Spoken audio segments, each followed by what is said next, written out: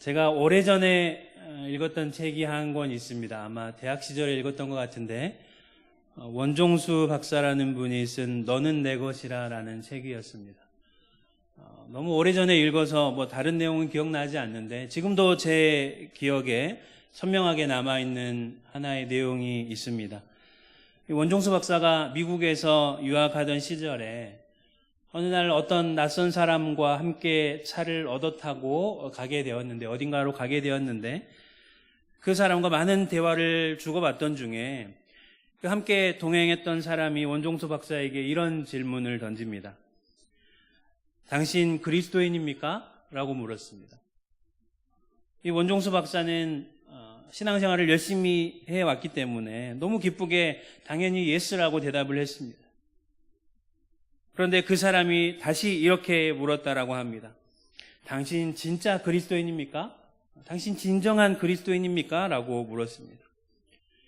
이 질문을 받고는 이 원종수 박사가 머리를 한 대 얻어맞은 것처럼 충격을 받고 평생 그 기억이 잊혀지지 않았다고 합니다. 오늘날 한국교회에 많은 그리스도인들이 있는데 그 그리스도인들이 얼마나 되고 또 그 안에서 진짜 그리스도인이라고 일컬을 만한 사람이 얼마나 있을까요?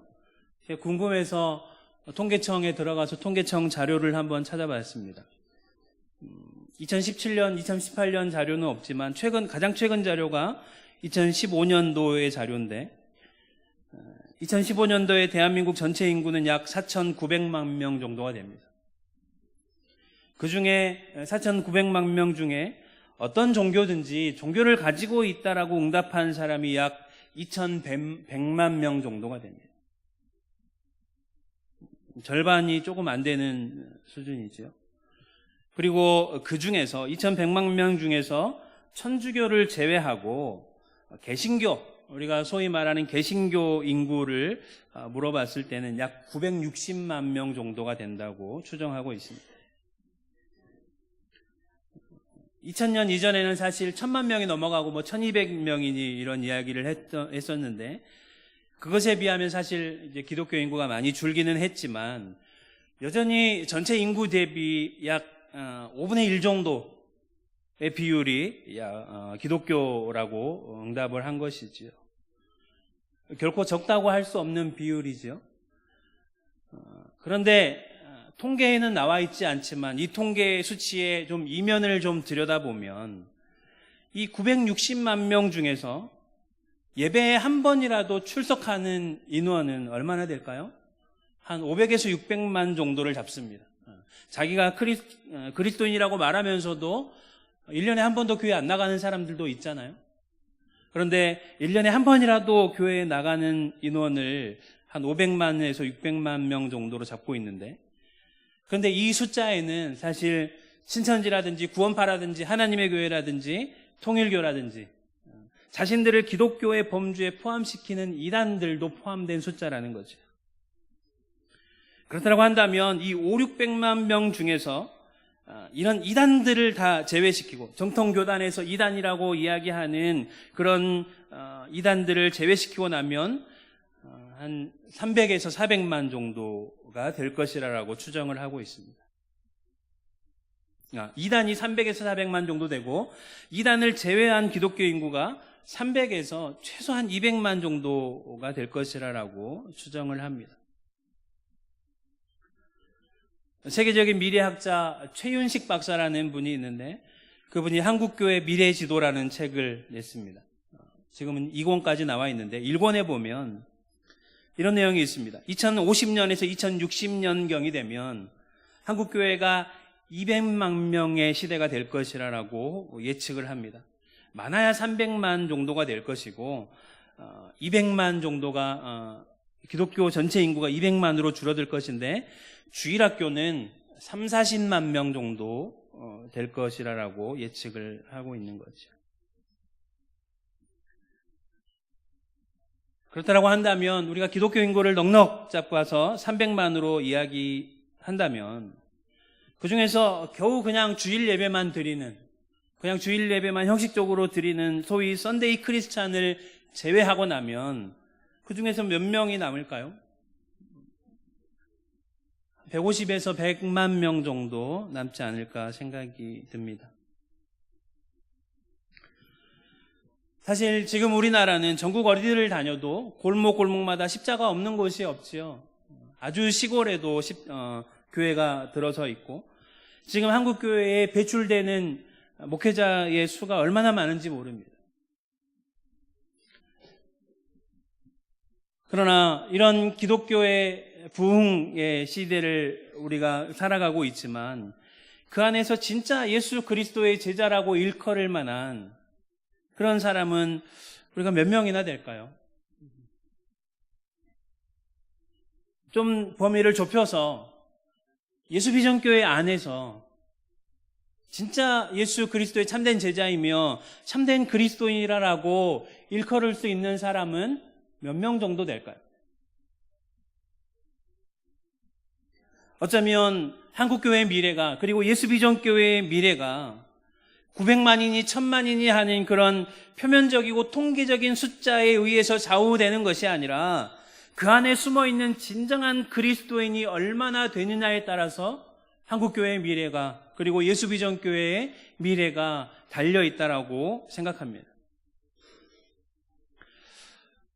오늘 말씀의 제목이 무리입니까 제자입니까? 라는 제목인데, 우리가 함께 나눌 이 말씀을 통해서 우리가 나는 진짜 그리스도의 참된 제자인가 한번 돌아보는 시간이 되었으면 좋겠습니다.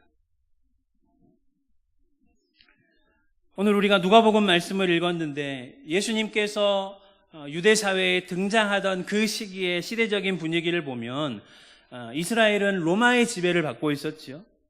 뿐만 아니라 이제 말라기로부터 마태복음까지 약 400년이라는 그 시간 동안 선지자들이 등장하지 않았고 어떤 예언도 없었던 그런 암흑과 같은 시간이 400년 동안이나 지속되었습니다. 정치적으로 뿐만 아니라 이스라엘의 영적인 분위기도 굉장히 암울한 시대였다는 거죠. 이런 시기에 예수님께서 등장하셨는데, 예수님의 등장이 유대 그 사회에 굉장한 반향을 일으켰습니다. 누가복음 4장에 보면 예수님께서 광야에서 시험 받으시는 그 장면이 나오고, 그 이후에 본격적으로 갈릴리 지역에서 사역을 시작하시는 장면이 나오는데, 가장 먼저 하시는 일이 무엇이냐면, 누가복음에 보면 회당에 가서 말씀을 읽으시는 장면이 나옵니다. 누가복음 4장 16절에 보면 예수님께서 회당에서 말씀을 읽고 선포하시는 그 말씀이 기록되어 있는데, 예수님께서 가장 먼저 회당에서 읽으신 말씀이 어디였을까요? 우리 마태복음 4장 17절부터 19절 말씀 자막으로 준비되어 있을 텐데 한번 같이 읽어보았으면 좋겠습니다. 같이 읽겠습니다. 시작. 선지자 이사야의 글을 들이거늘 책을 펴서 이렇게 기록된 데를 찾으시니 곧 주의 성령이 내게 임하셨으니 이는 가난한 자에게 복음을 전하게 하시려고 내게 기름을 부으시고 나를 보내사 포로된 자에게 자유를, 눈먼 자에게 다시 보게 함을 전파하며 눌린 자를 자유롭게 하고 주의 은혜의 해를 전파하게 하려 하심이라 하였더라. 아멘. 그 당시에 회막에서 그 회당장이 성경 두루마리를 가지고 나옵니다. 그리고 그것을 주면 그날 이 말씀을 읽고 또 말씀을 강론할 수 있는 자들이 나와서 하게 되는데, 그 성경 본문을 본인이 선택하는 것이 아니라 회당장이 가지고 나와서 읽게 하는데, 그날 우연히도 선지자 이사야의 글을 회당장이 가지고 나와서 예수님께 읽게 합니다. 그래서 예수님께서 성경 두루마리를 펴서 읽으시는데, 오늘 우리가 읽었던 누가복음 4장 18절 19절 말씀이죠. 그런데 놀랍게도 이 말씀은 예수님께서 앞으로 펼쳐나가실 사역들을 아주 잘 드러내는 말씀이었습니다. 그래서 예수님께서 이 말씀을 읽으신 이후의 일들을 보면 예수님께서 자신이 읽으셨던 그 말씀대로 귀신 들린 자를 고쳐주시고 또 병 들린 자, 여러 온갖 병자들을 고치시는 그런 사역들을 펼쳐가는 것을 우리가 알 수 있습니다. 뿐만 아니라 예수님의 사역들이 그 당시에 종교 지도자들 그리고 정치인들이 가지고 있었던 그런 위선과 탐욕들을 아주 신랄하게 꼬집는 그런 예수님의 말씀 선포로 인해서 당시에 그들로 인해서 고통받고 있던 민중들의 백성들의 마음을 어루만지시는 그런 사역들을 해가시는 것이죠. 예수님께서 병자들을 고치시고 약한 자들을 어루만져 주시고 그리고 그들을 억압했던 종교 지도자들과 정치인들을 향해서 신랄한 말씀을 선포하시자 이스라엘 백성들이 예수님을 이제 집중해 보기 시작합니다. 그래서 구약시대 때 예언되어 있던 이스라엘 백성들을 구원할 그런 메시아가 혹시 예수님이 아닐까라고 그 마음 가운데 기대하기 시작한 거죠. 그래서 예수님의 주변에 보면 수많은 사람들이, 여러 부류의 사람들이 몰려들게 되는데 병든 사람, 가난한 사람들 뿐만 아니라 정치인들도 몰려들게 되고 또 로마에서 자기 민족을 구원해보고자 했던 그런 열심당이라는 그런 급진적인 혁명가들도 예수님께 오게 됩니다. 온갖 부류의 사람들이 몰려드는 거죠. 그래서 예수님이 가는 곳마다 수많은 사람들이 몰려들게 되는 것입니다. 오늘 본문 속으로 들어가 보면 오늘 본문도 마찬가지로 수많은 무리가 예수님을 따르는 그런 장면으로 시작하고 있죠.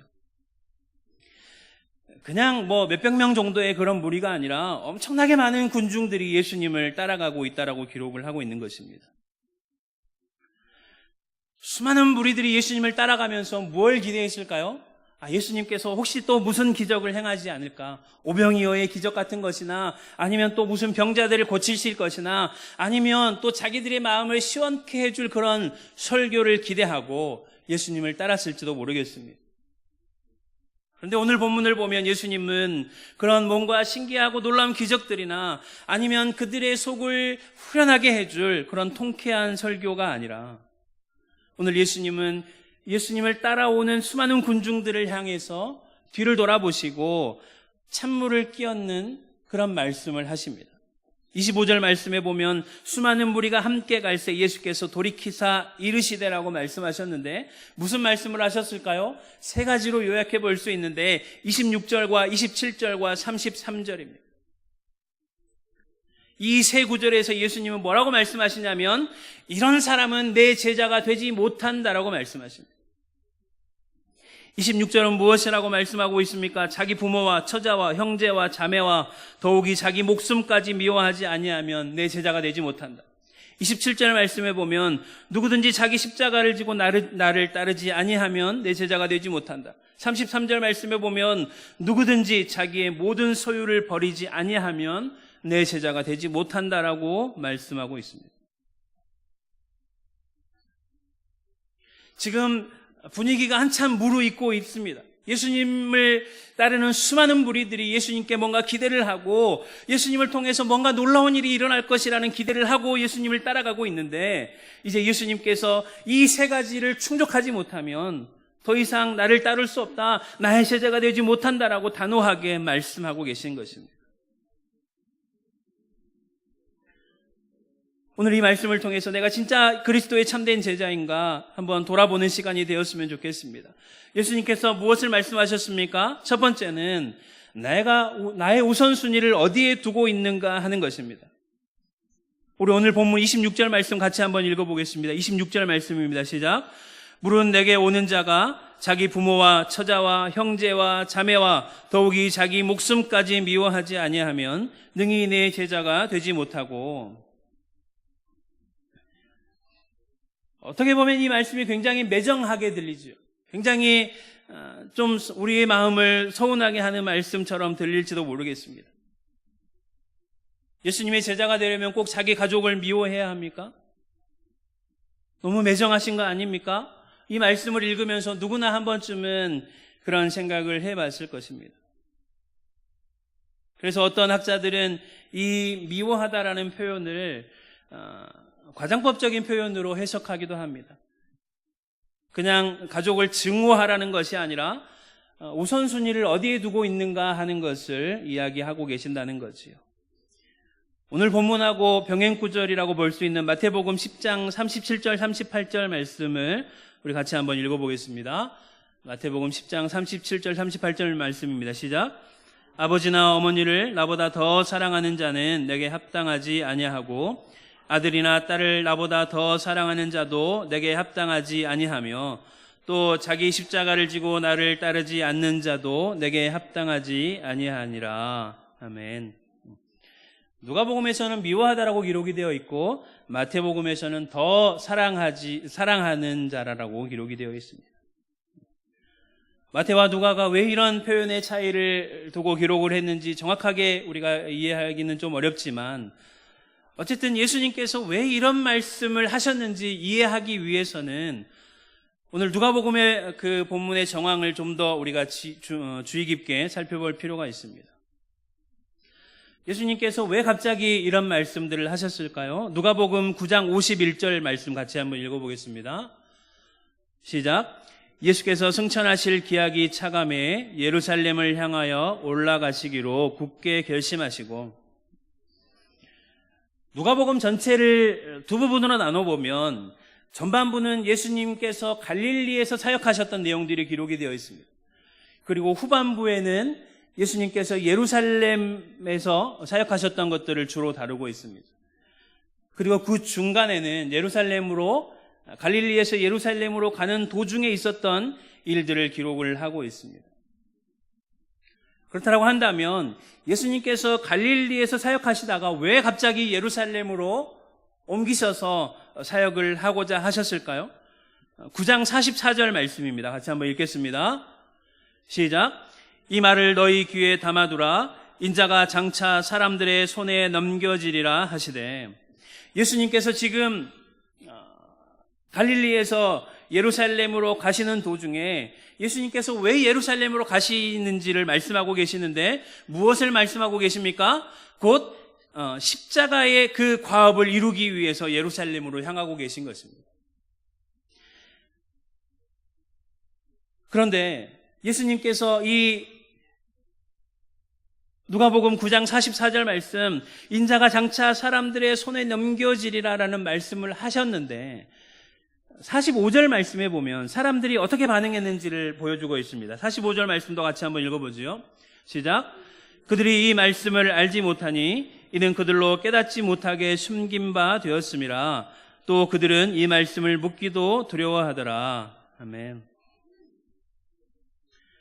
지금 예수님께서 예루살렘 사회에 등장하셔서 이스라엘 사회에 등장하셔서 많은 기적들을 행하시고 또 사람들의 마음을 시원케 하고 사람들의 필요를 채워주는 사역들을 하고 계셨는데 갑자기 이제 자신이 사람들의 손에 넘겨질 것이라고 말씀하십니다. 그래서 사람들이 그 말씀이 무슨 뜻인지 알지 못하고 그 말의 의미를 예수님께 묻기조차 두려워합니다. 무슨 이야기입니까? 십자가를 지시기 위해 예루살렘으로 향하시는 그 예수님을 따라오는 사람들, 그 사람들의 마음에는 뭐가 있었습니까? 예수님이 무엇을 하시는지에 대한 관심보다는, 예수님이 어디로 가시는지에 대한 관심보다는 무엇에 대한 관심이 더 컸던 것입니까? 자기 자신에 대한 관심이 더 컸던 거죠. 사람들의 병을 고치고 나의 필요를 채워주고 예수님을 통해서 어떤 정치적인 야망을 이루어 보기 위해서 예수님을 따랐던 그들의 속마음과 예수님이 지금 걸어가지고자 하시는 그 방향과 달랐던 것입니다. 하지만 이제 그 예수님께서 예루살렘으로 향하시는 그 목적과 다른 자기 자신의 목적을 가지고 예수님을 따랐던 그 수많은 사람들을 향하여서 예수님께서 뭐라고 말씀하십니까? 너희가 나를 따라올 수는 있지만 너희가 너희 가족과 너희 자신의 생명까지도 미워하지 아니하면 내 제자가 될 수 없다라고 말씀하시는 것입니다. 예수님의 제자가 되기 위해서는 내가 그동안 가장 사랑했던 것들, 내가 이루고자 했던 그 어떤 꿈들, 그것들마저도 나의 우선순위에서 밀쳐내야 한다는 것이죠. 주님보다 더 사랑했던 것, 주님보다 더 추구했던 것, 주님보다 더 의지했던 것들을 이제 내려놓지 않으면 결코 예수님을 따를 수 없다라고 이야기하고 있는 것입니다. 왜 그렇습니까? 예수님께서 지금 걸어가시고자 하시는 길은 꽃길이 아니었기 때문입니다. 예수님은 십자가의 길을 걷기 위해서 이 땅에 오셨고, 예수님의 제자가 되려는 사람들에게 이제 예수님을 따라 십자가의 길을 걸을 것인지 우리에게 묻고 있는 것이지요.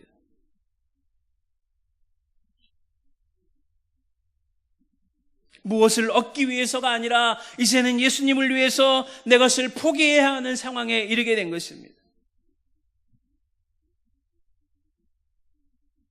많은 사람들이 하나님께 나오며 많은 기도의 제목들을 가지고 나오죠. 물론 그런 기도의 제목들도 중요합니다. 기도하지 말라는 이야기가 아니에요. 그러나 우리의 걸음은 거기서 멈춰서는 안 된다는 것이지요.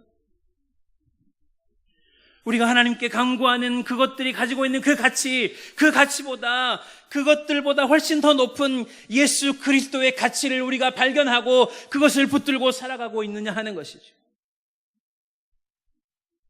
우리에게 하나님의 존재는 어떤 존재입니까? 우리가 원하는 것을 얻어내기 위한 그런 도구로서의 하나님입니까?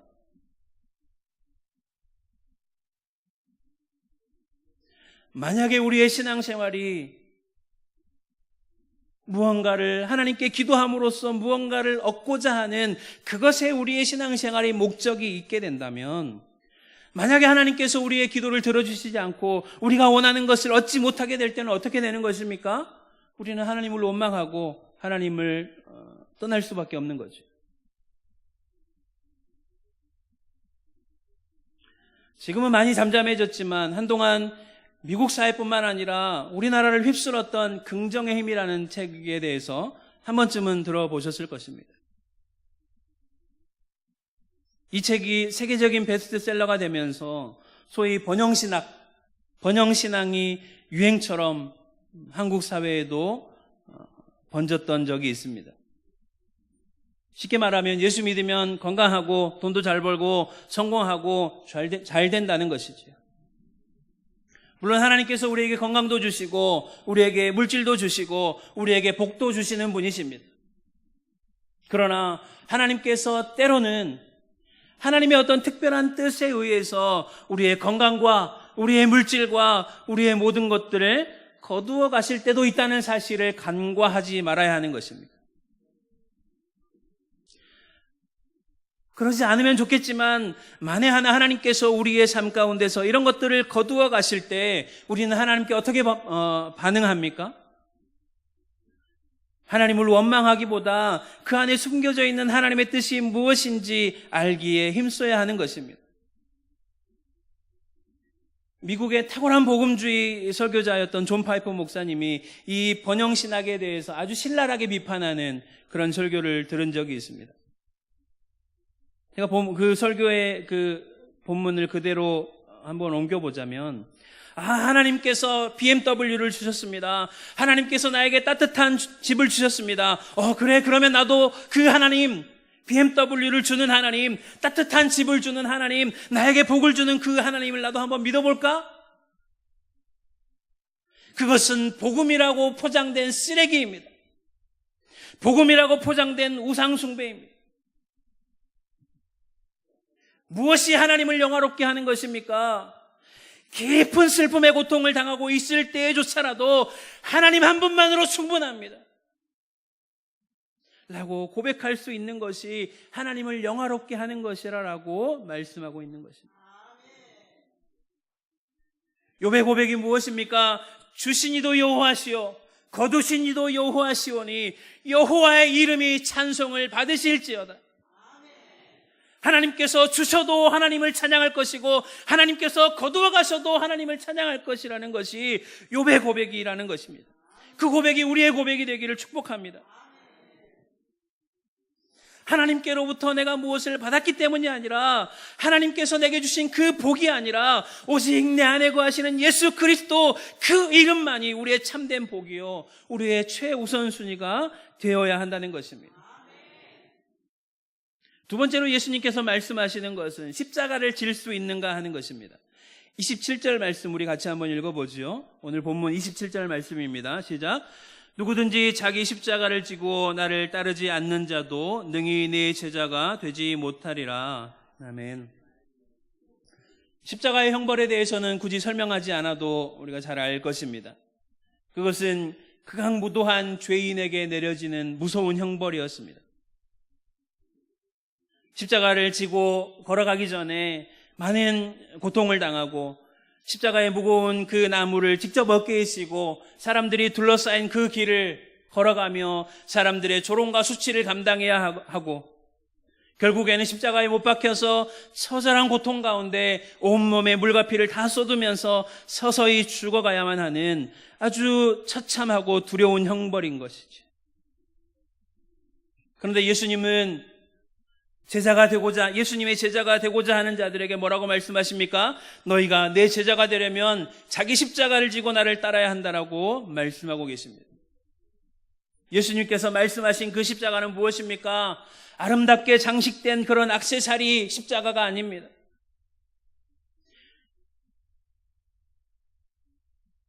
저주의 그 피투성이 십자가를 져야 한다라고 말씀하고 있는 것이죠. 십자가는 무엇을 의미하는 것입니까? 죽음을 의미합니다. 이 말은 두 가지로 해석될 수 있는데 실제로 초대교회 이후로 수많은 예수 그리스도의 참된 제자들이 이 말씀대로 자신의 생명을 내어놓고 예수 그리스도를 따랐습니다. 그리고 실제로 그렇게 죽어갔던 수많은 순교자들이 있습니다. 우리나라에도 그런 귀한 믿음의 유산들이 우리에게 있지요. 과거뿐만 아니라 지금도 마찬가지입니다. 이슬람권이나 북한에서는 아직도 그냥 단지 예수 그리스도를 주로 고백한다는 그 사실 하나 때문에 죽어가는 수많은 그리스도인들이 오늘 우리가 살아가는 이 시대에도 있다는 거죠.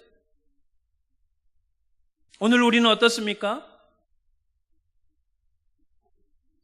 우리 믿음의 선배 주기철 목사님처럼 우리가 일사각오의 신앙으로 신앙생활하고 있습니까? 그런데 내가 아무리 일사각오의 각오로 신앙생활을 한다고 해도 오늘 우리가 살아가는 이 시대에는 그렇게 신앙생활하면서 죽을 일이 별로 없습니다. 이 말을 다르게 해석해 보면 우리가 죽을 각오를 하고 예수 그리스도의 십자가를 지고 헌신하라는 말도 되겠지만 매일매일 우리의 죄성과 우리의 더러움을 십자가에 못 박는 것을 의미하기도 하는 것입니다. 그래서 사도 바울이 고린도 교회를 향해서 뭐라고 이야기합니까? 나는 날마다 죽노라. 사도 바울에게는 그것이 자랑이었습니다. 매일매일 예수 그리스도의 십자가로 죽어지는 삶, 그런 삶을 우리가 살아가야 한다고 말씀하고 있는 것입니다. 왜 우리가 날마다 죽는 삶을 살아야 하는 것입니까? 우리가 잘 아는 갈라디아서 2장 20절 말씀에서처럼 내가 그리스도와 함께 십자가에 못 박혀 죽었으니 이제 내 안에 내가 사는 것이 아니라 내 안에 누가 사는 것입니까? 그리스도께서 사시는 것입니다. 내가 날마다 죽어야만 나의 죄성과 나의 더러움이 날마다 십자가에 못 박혀야만 나를 통해서 누가 드러나는 것입니까? 예수 그리스도가 드러나는 것입니다.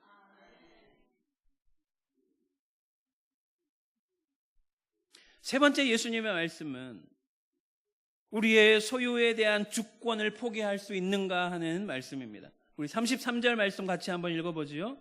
33절 말씀입니다. 시작. 이와 같이 너희 중에 누구든지 자기의 소유를 버리지 아니하면 능히 내 제자가 되지 못하리라. 우리는 지난 주일 오전 예배 설교를 통해서 모든 계명을 다 지키고도 물질에 대해 도전받으면서 그것을 감당하지 못하고 근심하며 돌아갔던 부자 청년의 이야기를 들었습니다. 자신의 소유를 버린다는 것은 무엇을 의미하는 것입니까?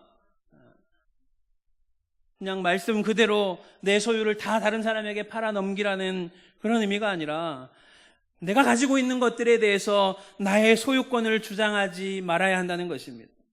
그럼 내가 가지고 있는 것이 누구의 것입니까? 우리에게 주신 모든 것이 하나님께서 우리에게 주신 것이라는 그런 믿음의 고백이 있어야 된다는 것이지요. 예수님께서 이렇게 세 가지로 말씀하셨는데 오늘 본문 34절 말씀에 보면 이런 제자들이 바로 세상의 소금과 같은 존재라고 이야기하고 있습니다.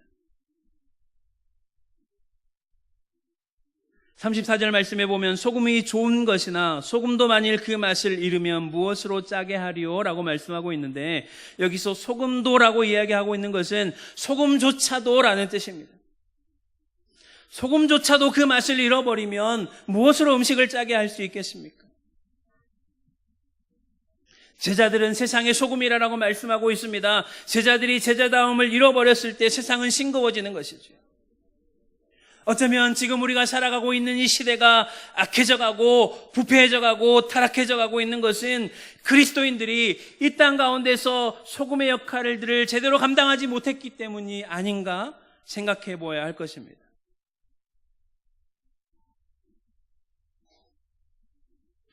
지금까지 우리가 살펴보았던 말씀을 보면 그리스도의 참된 제자가 되는 길이 쉬운가요? 어려운가요? 쉬운가요? 참 어렵습니다. 쉽지 않아 보입니다. 그래서 예수님께서 28절부터 32절 말씀에 보면 우리가 예수님의 제자가 되기 위해서는 그냥 무턱대고 덤비지 말고 신중하게 이해타산을 계산해 보라라고 말씀하고 계십니다. 두 가지 비유를 들어서 말씀하고 계시는데 28절부터 30절 말씀에 보면 우리가 망대를 세우기 위해서는 공사를 시작하기 전에 비용을 계산해야 한다는 거죠. 비용을 잘못 계산해버리면 공사를 하다가 비용이 모자라서 공사를 그만두는 일이 생긴다는 것입니다. 그리고 31절과 32절 말씀에 보면 전쟁을 하려고 한다면 승산이 있는지 그 상대를 대적할 수 있는지 헤아려 보고 질 것 같으면 무모하게 전쟁에 나가지 말고 오히려 화친을 청하는 것이 낫다라고 말씀하고 있는 것입니다. 이 두 가지 예는 예수님 당시에 실제로 있었던 일들이기 때문에 예수님의 이 말씀을 듣는 사람들이 이해하기가 쉬웠을 것입니다.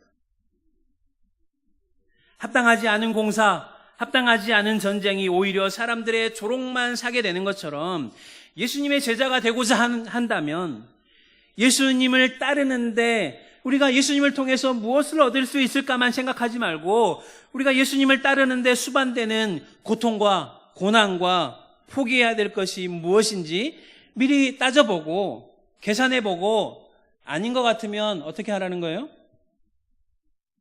돌아서서 가라는 거죠. 그럼 우리가 손익계산을 한번 해봐야겠지요. 첫 번째로 하나님보다 다른 것을 우선순위로 두는 삶. 죄를 짓든지 말든지 그냥 내 마음대로 사는 삶. 어려운 이웃은 안중에도 없고 그냥 나만 잘 먹고 잘 사는 삶이 있습니다. 그리고 두 번째로는 오직 하나님만으로 충분한 삶. 날마다 예수 그리스도의 십자가에 나의 더러움과 죄악들을 죽이며 살아가는 삶. 나의 모든 것이 하나님께로부터 왔음을 고백하며 나의 모든 소유권을 포기한 삶이 있습니다. 어떤 삶을 선택하시겠습니까? 둘 중에 하나를 선택하려면 어떤 것이 더 가치 있는 것인지를 따져보면 됩니다. 전자와 후자, 첫 번째와 두 번째 어떤 삶이 더 가치 있는 삶일까요? 당연히 후자겠지요. 왜 그렇습니까? 왜 후자가 더 가치 있는 삶입니까? 첫 번째 가치는 어떤 가치입니까? 눈에 보이기는 가치 있어 보이지만 우리가 하나님의 나라, 영원한 나라를 기준으로 보았을 때 그것은 어떤 가치입니까? 썩어질 가치인 것이죠. 변하는 가치인 것입니다. 그러나 하나님 나라의 관점에서 봤을 때 두 번째 가치는 무슨 가치입니까? 영원한 가치이죠. 변하지 않는 가치이기 때문입니다. 우리가 영원한 하나님의 나라를 바라보고 살아간다면 마땅히 그 나라의 가치를 두고 살아가야 하는 것이죠.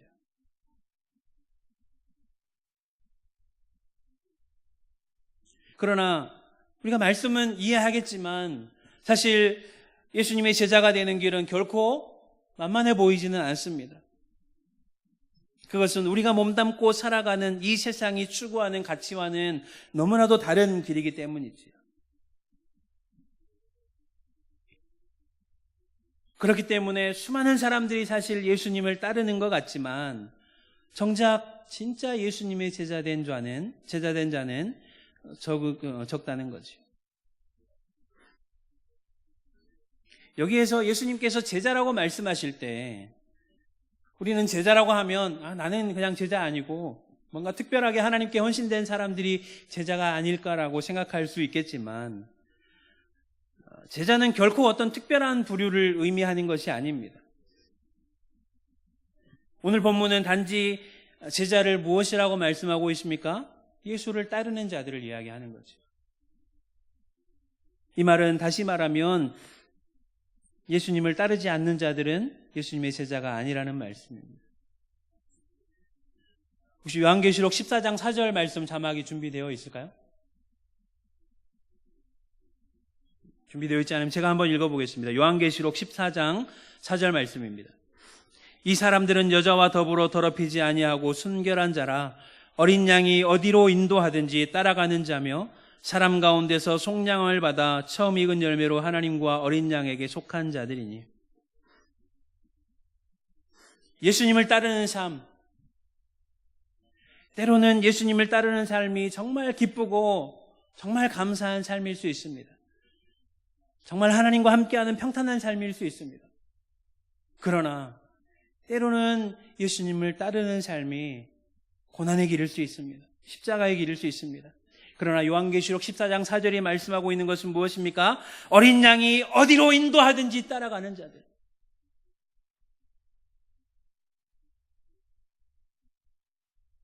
예수님이 지금 찾고 있는 사람은 어떤 사람입니까?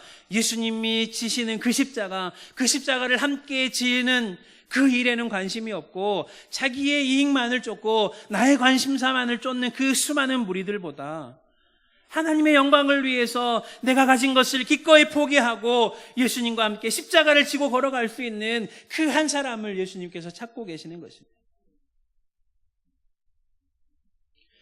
그런데 안타깝게도 지금 이 설교를 하고 있는 저 자신조차도 이 예수님의 말씀을 따라 예수님의 제자된 삶을 살아갈 수 있을까라고 생각해 보았을 때 솔직한 심정으로 저는 조금 힘들 것 같다는 생각이 들기도 합니다. 그러나 그럼에도 불구하고 제가 이 길을 걸어가고 있는, 그리고 가야 하는 이유가 무엇입니까? 우리가 어떻게 이 길을 걸어갈 수 있을까요? 예수님께서 우리에게 불가능한 말씀을 던지고 있는 것일까요? 이 말씀에 대한 해답은 예수님께서 지상의 모든 사역을 마치시고 승천하신 그 순간에 하신 말씀에 있습니다. 우리가 잘 아는 마태복음 28장 18절부터 20절 말씀을 보면 예수께서 나와 말씀하여 이르시되 하늘과 땅의 모든 권세를 내게 주셨으니 그러므로 너희는 가서 모든 민족을 제자로 삼아 아버지와 아들과 성령의 이름으로 세례를 베풀고 내가 너희에게 분부한 모든 것을 가르쳐 지키게 하라. 볼지어다 내가 세상 끝날까지 너희와 항상 함께 있으리라 하시니라. 아멘. 하나님께서 예수 그리스도에게 하늘과 땅의 모든 권세를 주셨습니다. 그러므로 하늘과 땅의 모든 권세가 누구에게 있는 것입니까? 예수 그리스도에게 있는데 그 예수 그리스도께서 어떻게 하신다는 것입니까? 세상 끝날까지 우리와 항상 함께 하신다라고 약속하신 것입니다. 바로 이것이지요. 날마다 주님과 동행하는 임마누엘의 삶, 날마다 하나님과 동행하는 그 삶만이 우리가 참된 제자로 살아갈 수 있는 비결인 것입니다. 예수를 따른다는 것은요, 때로는 세상의 즐거움과 기쁨과 비교도 할 수 없는 큰 기쁨과 즐거움을 누리는 길이기도 하지만 그렇기 때문에 또 한편으로는 그 세상의 모든 즐거움과 기쁨을 포기해야 하는 길이기도 합니다. 예수를 믿는다는 것은 그저 우리끼리 아무 근심도 걱정도 없이 그냥 우리끼리 즐기며 사는 그런 삶만을 의미하지 않는다는 것이죠. 오늘 본문을 통해서 예수님은 우리에게 묻고 계십니다. 내 부모와 처자와 형제와 자매보다 나를 더 사랑할 수 있겠느냐? 내 몫에 십자가를 지고 어떤 희생을 치르더라도 나를 따를 수 있겠느냐? 네가 가지고 있는 모든 소유, 네가 이루어낸 모든 성취, 네가 이 땅에서 이루어놓은 그 모든 것들을 다 잃어버리는 한이 있더라도 나를 따르겠느냐? 어떤 사람은 이렇게 물어볼 것입니다. 꼭 그렇게 유별나게 예수 믿어야 합니까? 많은 사람들이 실제로 이렇게 이야기하는 것들을 들었습니다. 꼭 그렇게 진짜 유별나게 예수 믿어야 합니까? 예수는 그렇게 믿어야 하는 것입니다. 예수 믿는다는 것은요, 사실 정말 그런 것입니다. 그렇지 않았다면 오늘 본문에서 예수님은 예수를 따르는 그 수많은 무리들을 향하여 그렇게 묻지 않으셨을 것입니다. 예수 믿는 것이 그런 것이 아니라면 오늘 예수님을 따르는 그 수많은 사람들을, 예수님은 더 많은 사람들을 모아서 그 사람들과 즐거운 시간을 보내고 그 사람들을 그냥 돌려보냈을 것입니다. 그러나 수많은 사람들이 예수님을 따르고 있음에도 불구하고 그 무리들을 통해서 더 큰 일들을 할 수 있음에도 불구하고 예수님은 그들을 향하여서 십자가를 말씀하고 계십니다. 그리고 오늘 본문에는 기록되어 있지 않지만 아마도 이 예수님의 말씀을 듣고 많은 사람들이 근심하며 실망하며 돌아섰을지도 모르겠습니다.